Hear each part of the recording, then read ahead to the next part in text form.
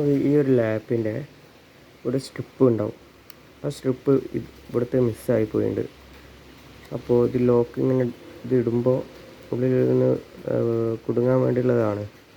അപ്പോൾ സ്ട്രിപ്പ് മിസ്സായി പോയാൽ നമ്മൾ എന്താ അധികം ചെയ്യാന്ന് വെച്ചാൽ, നമ്മൾ ഈ പഴയ കീബോർഡ് ഉണ്ടാവും, പഴയ കീബോർഡ് അതിൻ്റെ ബാക്കിലുണ്ടാവും അതേമാതിരി ഒരിത്. സാധാരണ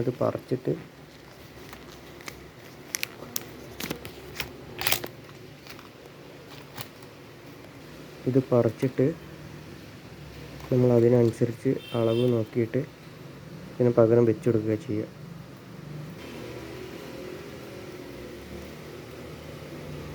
അതേ കണക്കിന് കട്ട് ചെയ്തിട്ട് അങ്ങനെ വെച്ച് കൊടുത്താൽ നിന്നോളും.